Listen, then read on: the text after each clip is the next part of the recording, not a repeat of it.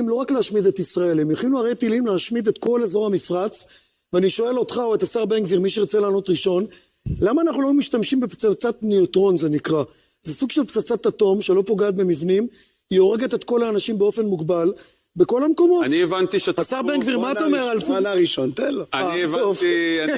בן גביר לא רוצה להיכנס. תשמע, אחרי מה שקרה עם השר אליהו, אז בן גביר לא מבין מזה, מימין עקף אותו פתאום. הוא לא מבין מה הולך פה. הוא לא תהיה על האטום. הוא לא מבין מה הולך פה, מה קורה פה, כן. אגב, זה יכול לחסוך הרבה חיים של בני אדם. לא משתמש במושג אטום, אבל אני ראיתי... ניוטרון, זה נקרא פצצת ניוטרון. יש בסופש האחרון דיווחים על כך שישראל תקפה עיר טילים בסביבת מיצר הורמוז.